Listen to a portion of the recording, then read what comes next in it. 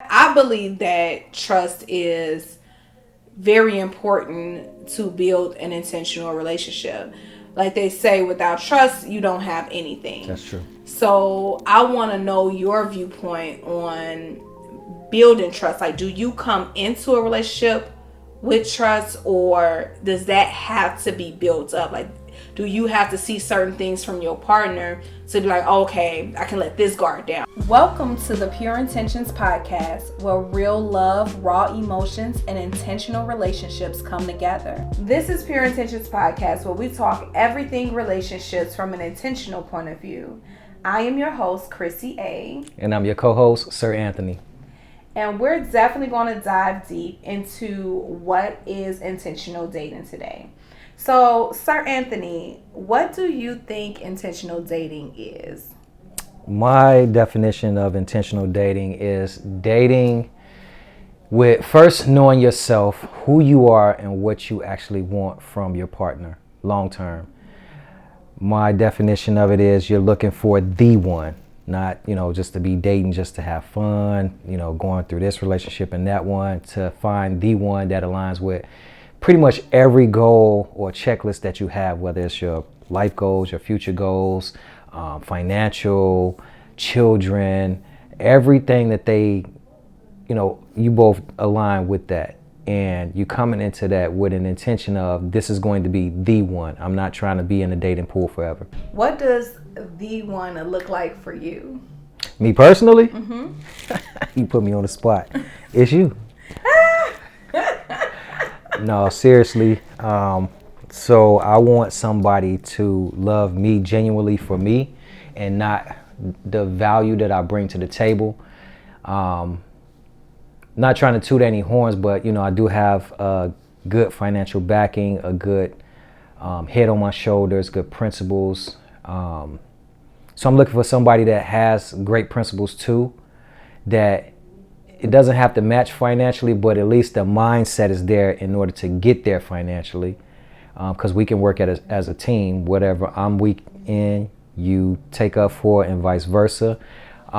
Sexually, we both align with the things that we like sexually.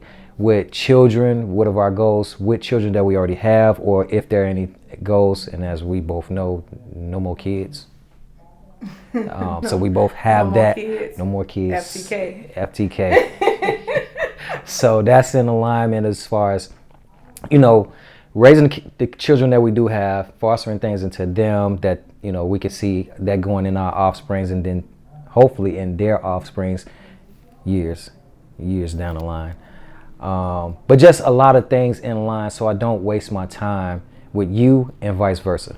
Yeah, I like that. One thing that I feel like is very essential part of when you get into that dating aspect and you actually find somebody that you click with is being vulnerable. Do you think vulnerability is important in a relationship? As a man, we are going to say generally no, but in all honesty, it is.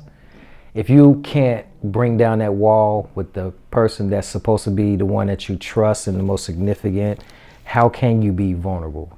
If you got this wall up all the time, how can you get to any kind of level other than that basic level in the relationship?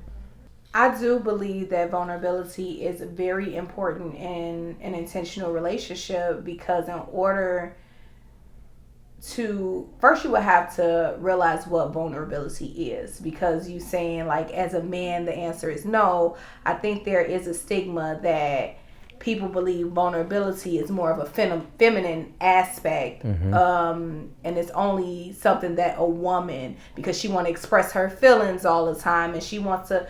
But I feel like a lot of men, especially black men, that hold on to those traumas and those feelings and aren't able to be vulnerable, can't lose the communication aspect within that relationship. I want you to give an example of a time where you had to be vulnerable within our relationship. It's actually a lot on a daily basis, but if I had to go to one instance, it would be when we first started dating and we started using these icebreaker cards. And shameless plug, you should go to the store and get the Icebreakers cards. They're available in our store. They are really good, thought-provoking cards. But back onto the points. It was similar cards to that which helped me answer some things that I just wouldn't open up to you about. Yeah. And perhaps you had those questions, perhaps not, but when would that, I'm just thinking about in past relationships, when would deep questions like that have come up? And usually is when some kind of similar life experience happened, and then you get to talking, and then you learn this, peel back this deeper layer of this person that you've probably been with for years and never knew that.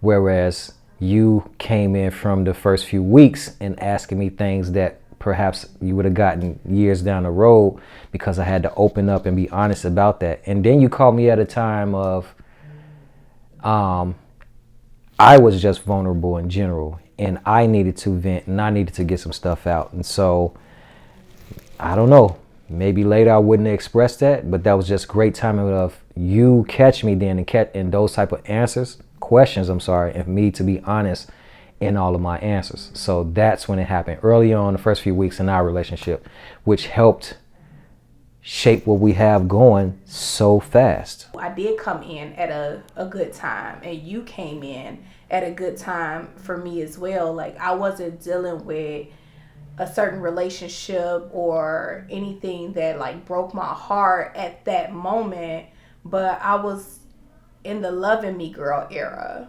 Like, I learned how to love me. I learned how to date me. I learned how to be with myself and appreciate myself more. So I wasn't actively looking for love. I wasn't actively looking for somebody to fill voids that weren't filled in my childhood, or I went through that healing process, and I continue to go through that healing process.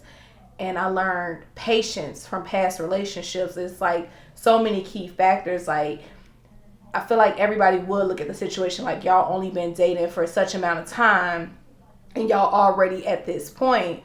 But in reality, I feel like spiritually we've been dating for a lifetime, because a lot of things that come up in our relationship, there's key points that I had to learn in past relationships where I can handle it now in this relationship.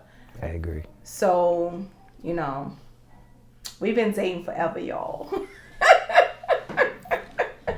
Have you ever felt like, not with me per se, but have you ever felt any moment where you couldn't be vulnerable or you couldn't let your guards down? Oh, yes. And what was that experience like? Like high level or specifically? Whatever you feel comfortable with sharing, I'm with that. Well, just when I mentioned early, even though I would like specifics. Really, as men, we keep our guard up because, I hate to say it, black women like to take a vulnerability.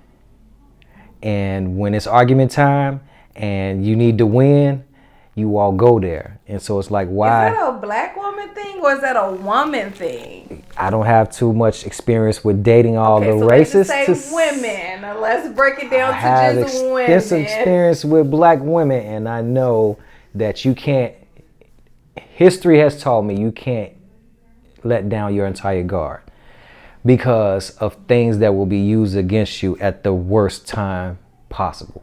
And it's like, black women, listen to me. Do not use what a man gives you in private against him. That's a big no-no. Once you do that, you lose his respect, and things slowly start to spiral from that.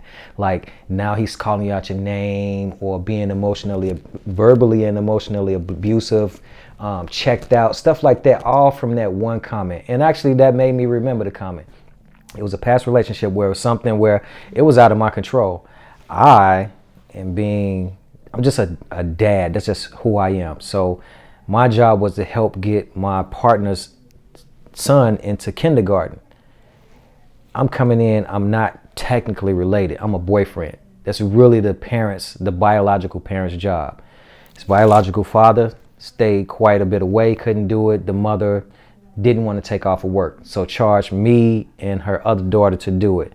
And when we couldn't get that done, when the school gave the policies, The tongue lashing that I got from that was left on a voicemail was something that sailors say to them each other. It's like, for one, this is your responsibility. This is the school's policies. If I can't do that, it is what it is. You have to take off work and get your son from your responsibility into school. It is what it is. Yeah. But what that did for me after that, it opened up, because I never gave the type of tongue that I know that I have to this woman. And when I got it, that opened the door for me to give it. And it was just a vicious reciprocal cycle. And it's like, if you want, the biggest thing that most men across the board, we want is respect. And if you can't respect us and talk down and belittle us, emasculate and all of that good stuff, that's going to come with some consequences. And you both are going to be shooting that back and forth to each other. Yeah. So I hope that I answered your question. I definitely understand, especially with that situation. Just to speak on, you know, a woman's point of view or somebody else's point of view, the idea that she got into a relationship unhealed. You know, as I was speaking of earlier, how you caught me at a good time. I've also had moments, not where I did that type of disrespect. I come from a different thought process that if I'm going to build something with you, I can't call you out your name and disrespect you. I would never do that. Well, I ain't going to say never, because I have done it before, but it took a lot. It took years of the disrespect towards me for me to even get to that point of belittling somebody, but I did it just between me and that person. But even just like thinking about her point of view of not wanting to take off work, wanting to still make ends meet, wanting to, because that's her cycle. Like, she has children she has to take care of, and before you got there, she still had children that she had to take care of. So financial reasons or a continued cycle is why she probably didn't want to take off work. And I'm not saying I know her, because I don't, only you do. I'm just speaking for people that might have the same thought process. And the frustration probably came in because I think that when women, unhealed people, get into relationships, they throw their burdens on the person that they're with. That's true. So it's like, now I can't do something. You're here. You supposed to get this done, or you supposed to find some way to get this done in some type of way. It's kind of in the same sense of you come into a relationship with somebody and you become codependent because you want them to make you happy. Like, people to say, you need to make me happy. They really mean that. Instead of coming into a relationship with happiness, you bringing happiness in and we making that work together. Mm-hmm. So I think that maybe she felt like, I got a man, I can't do it right now, you should be able to do it. Not saying it is right. So get it done. And if you can't get it done, now I'm raising my level because I'm unhealed. I don't know how to handle this. I don't know how to deal with the situation. And she has a son. She has kids. So she probably talked to him a certain type of way because that's her child. So she's not distinguishing, this is my man versus this is somebody that I got to teach a lesson to. You know what I mean? Mm-hmm. So not saying it's right, because I don't agree with it, but just to try to get in the mindset of what she could have been thinking or what pressure she could have been feeling to respond to you the way that she did. But you brought up something about unhealed. When we met, I was not healed. I was broken. Yeah. How do you feel that, for one, in my opinion, you helped me heal, but is that bias that you are the one to help me heal? From my personal opinion, I can't say this is factual information at all, so don't quote me on it. But from my personal viewpoint, I feel like black men have a problem with going through a certain healing process. because like you said that y'all don't really, y'all not really susceptible to being vulnerable or being open about certain things, because for one, you think you're going to get a backlash not only from your partner but also society, because they deem you to have to be a certain type of way. So for me, I seen you before we started dating, and I typically see people's spirits. Tell people this all the time. I see their spirits before I see their exterior, if that makes sense. So the first time I seen you, I felt like you were a good man, and I don't think you were broken. I don't, like, you might have viewed yourself as broken at that point in time, but I don't think you were broken. I just think that you needed some type of assistance. You needed a ear that was sincere. You needed someone who was sent by God.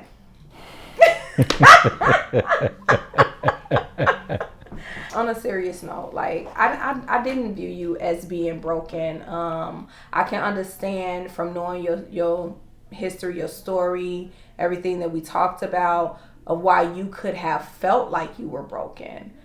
But you are a very strong man. You're very opinionated in a good way. You work really, really hard. You love your family. Like, that's not a broken man. You dealt with a bad relationship, and I've been there before, so I knew what it looked like. And I knew how to handle it and to deal with it. In helping you, I feel like I was also helping myself. Not at the time that I was doing it. The way we got into our relationship, I don't think a lot of women would have been like accepting of, you know, a lie. I talk to my friends about it, like, girl, you strong. I could never, you know, but I just seen could never what? Be with a man who just got out of a relationship and allowed you to talk about the hurts and the pains of that relationship and not get jealous, not get upset, but actually give you sound advice. I became basically your therapist in a certain sense. And do you think that's biased though? Biased as far as what? Because you being the therapist in our relationship, like, would you give me biased information or advice? Well, let me ask you this. Do you feel like it was biased when I was giving it to you? No, but sometimes the blinders could have been on. I probably didn't know where the bias was coming at. You would be able to tell. Because even when I was giving you advice, I've never really downed her or talked bad about her. I listened to what you said, and I gave you even situations of my own where I could relate. And I even gave you examples of, you got to think of stuff from her point of view.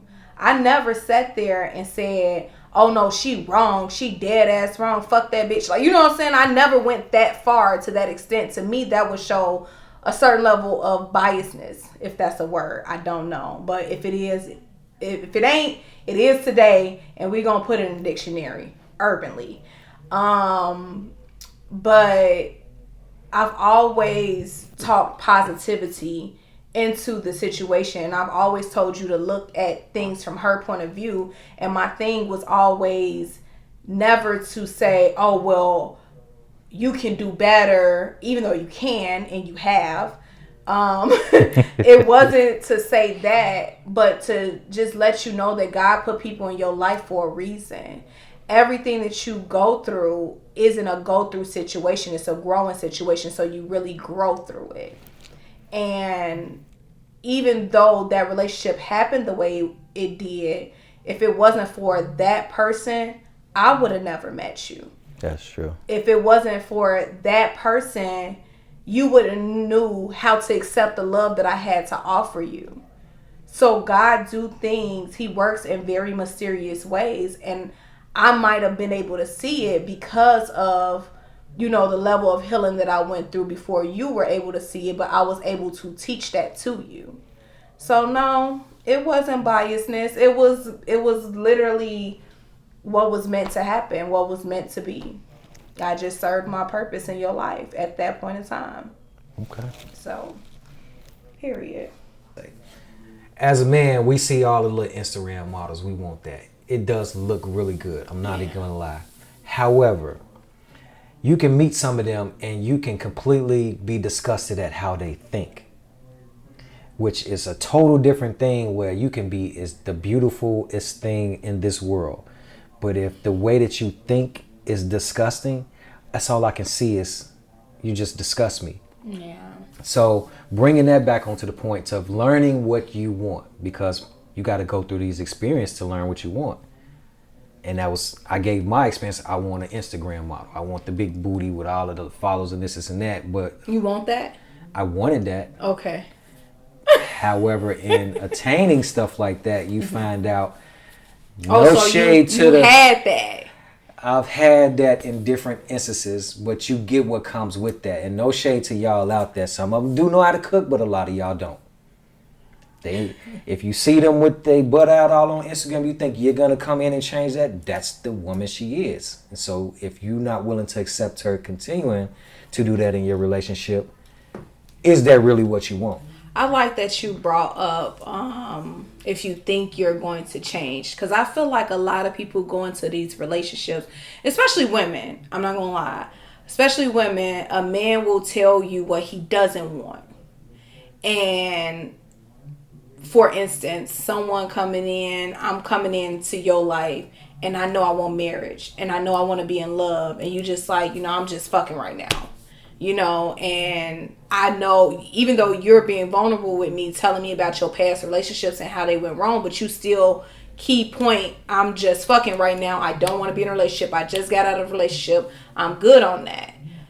I would give you what you want from me with the hopes that I can change your mind, because I'm thinking in my head that you think you don't want a relationship right now because you haven't met a woman like me. So I can change that within you. And I feel like that's where a lot of us go wrong, thinking that we can change somebody's mind on a particular thing that they're keen on. Like, I don't want this right now. And that's just what, I don't care how good of a woman you are. I don't care what you show me, what you do for me. You can do all of that and I appreciate it, but that don't mean I'm going to be with you. And that's setting yourself up for failure, right? And that's not dating with intentions. Do you believe that being vulnerable could be a sign of weakness? You should be able to be vulnerable, but you should never be able to be emasculated for that. I think that's a cardinal sin. Yeah. You should be able to open up, and especially to your woman. I wish we probably put the meme up on the screen that I saw one time. When I'm out in the world, there's daggers all in my back. When I come home, I can take these daggers, to be honest, but the one I can't take, the stab in the front from my woman, where it's supposed to be the safe space, that's the one I can't take. That one hurts the most, and it's from you all. It's your words. Your words hurt more than anything that you can do to a man. And it's, women need to be careful with how they use them. People. Yeah, people. Words hurt. Yeah. I'm saying I do want to stick in there with the women, but then you spread it out to words with people, because if you think about it, words have started wars. Mm-hmm. So they do have power. Mm-hmm. I believe that trust is very important to build an intentional relationship. Like they say, without trust, you don't have anything. That's true. So I want to know your viewpoint on building trust. Like, do you come into a relationship with trust, or does that have to be built up? Like, do you have to see certain things from your partner to be like, okay, I can let this guard down. Okay, this brick just fell. Okay, to break that down. That's a really good question. And then another shameless plug. So there's soon going to be a Pure Intentions board game with the 4 pillars of the relationship. One being trust that we're on, commitment, communication, and intimacy. But more on that, we'll go to the website and you get more information. But anyway. Baby, I thought you was going to talk about the blocks, because I was like bricks and building. Shameless plug. You go to the website and get the Pure Intentions blocks. like that other woodblock game, but ours is a little better. We have the intentional questions on there while you're playing a tumble block game, not that other game. But anyway. Okay. See, I'm always jumping there with my sales pitch. So I feel that. Trust. A bunch of answers came up to me with that. I don't think it's one right answer with this. I think you pick the one, or you go with the one that's innately inside of you. So I know yours is, I'm going to give you trust off GP. Mm-hmm. And it's up to you to break that trust, and it's hard to get it back. If ever to get it back. That's your stance on that. And that's right for you. That's not like saying that everybody should have this instance. For me, two things can be right at the same time. What do you mean? Two things can be right at the same. You can have a viewpoint. I can have a viewpoint. Just because you don't agree with me doesn't mean my viewpoint is wrong. And just because I don't agree with you doesn't mean your viewpoint is wrong. You can have feelings on something. I can have feelings on something. So two things can be right at the same time. That is true. But we both got to agree. And that's where the problem happens. But you said something about, I'm sorry. We can agree to disagree. We can agree to disagree. You said about when you were setting this question up that some people believe that, as I start seeing things and it peels back the level of trust. I think I'm in that boat. And then there's this other thing that kind of with you that was different from, that I haven't had in a while in a relationship. It's just, you can feel the trust. Like you can feel like when this person is being dishonest or sneaky, or in reverse, you can feel when they being completely honest with you. You ask them a question, they give you an answer, and it just feels genuine. Like that intuition that comes with it. So like you said, I am the type of person that I'm going to give you trust when I meet you, when in the beginning. And I do understand people who have their guards up, who don't want to do that. You know what I'm saying? Out of protection for their heart and themselves. Me personally, I've been hurt relationship wise a lot in my lifetime. However, I never let a previous relationship change who I am for the worse, if that makes sense. And for me, having walls up would nobody get the opportunity to get in. And I never want to block my blessings from coming in. So while you're blocking bullshit, you also blocking blessings. So for me, it's just like, okay, I'm going to trust you. But my spirituality and how I am within that and how connected I am, my faith that I have, I know if bullshit is being done to me, it will be revealed when it's time to be revealed. I'm not the woman that goes to look for anything. I'm not finna go through your phone. Have I had moments where I'm just like, I wonder what's in his phone? Yeah, I've definitely had those moments, but in reality, I don't need to see it, because within what we have, I am happy. I'm happy with where we are. I'm happy with where we're going. Even when we have disagreements, I'm still happy and willing to work through them and figure out how we can fix them. So I don't feel like you out there doing me dirty or dogging me or making me look crazy in any type of way. I don't feel the need to even try to find that out, because I'm good. Why would I ruin my happiness? Because you fuck around, find out, right? Well, let me ask you something. One of these reality shows you watch, I can't remember the lady, but she is in denial about her husband sleeping around. Are you in that lane where she defends him, says it's like red text in the Bible, this man is not cheating on me, but everybody else says it, so. I can't say the reality show name. You can say it. I just don't know the lady name. Okay. Huntsville. Yep. Love and Marriage Huntsville? Yeah. Okay, whatever that lady is who got the messy mama. And she is in denial. I just overhear all these TV shows, but I know she know who she is. Y'all know who she is. And she's in denial. Are you like that where if the rumors are around, I don't see the proof, so leave me alone because I'm happy in my bubble, or... So no, she's a different type of woman. And I'm not going to like shit on what she has and what she's doing, because it, in a certain sense, it, for her husband, that's commendable. Like, can't nobody get through to her as far as, you can't tell me nothing about my husband. It's my husband. It's been my husband. I love that quality about her. I have that. You know, ain't nobody finna tell me nothing about my man. I know who my man is. I know we good over here. He ain't showed me no, reason as to, or proof that, I have no proof that he's out here cheating on me or doing me wrong or any of that. But, however, she actually had some proof. She ignored the proof and said that it wasn't proof. Some people have to literally see it happening to believe it. I think she's one of those. If you get a text in your phone and it pop up and I see, because I don't look through your phone, but anytime your phone ring, it's just like natural, like I'm looking at it. Anytime somebody texts you, it's natural, I'm looking at it. And it is. Because what? But it's not because I don't trust you. It's just like a natural reaction. Like when you hear a ding, it's just like a focus, like a... Where your glasses go? Never mind. Now I'm the therapist.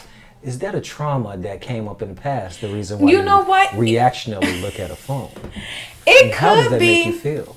It could be some sort of trauma, but okay. So the last guy that I dated before you, or the last guy I was in a relationship with before you. When I told you that God revealed things to me, that's how he revealed it to me. I didn't go through his phone. It literally, like it was a call coming through from the girl of question that came up in his phone, a FaceTime. You don't FaceTime nobody that you not fucking with. You just don't. That you previously already fucked with, and they FaceTiming you for what? So... it could be that, like, and it wasn't like I was glancing over. His phone was on the table, and I saw it ringing, so naturally I would look at it to go grab the phone and give it to him, like, such and such calling you. I do that to you. So, it's like when your thing goes off, you go, woohoo! Every time you get some money. You know what I'm saying? Like, it's a natural reaction. When a phone dings, you automatically looking to see if it's yours. And even though I see it's not mine, I'm looking. I don't necessarily read everything that's on there, but I see who texts you. I definitely see the name. Save as scam likely. No.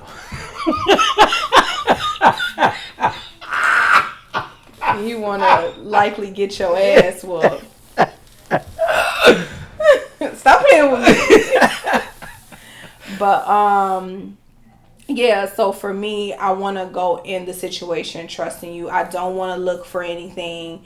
I don't want to find anything unless if I have suspicions that you're doing something, I'm going to straight up ask you. And the crazy part about it is I've done that in the past and I've been told the truth. I don't know if it's because God spoke through him and was like, tell this motherfucker the truth because she deserve it. Or if he's just like, I don't get no fuck because you're going to stay here anyways.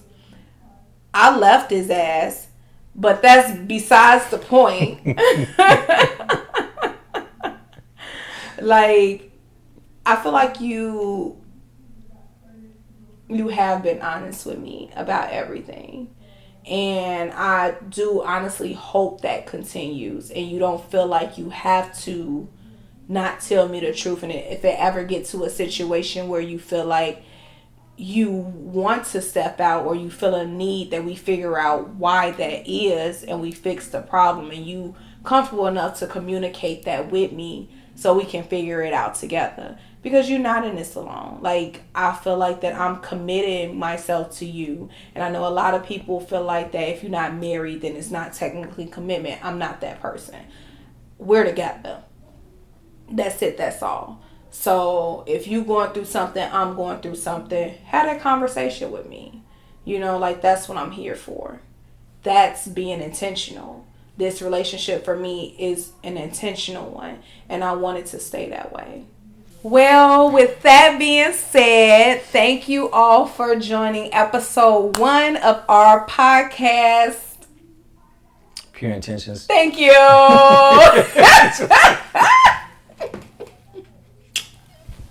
See you next week.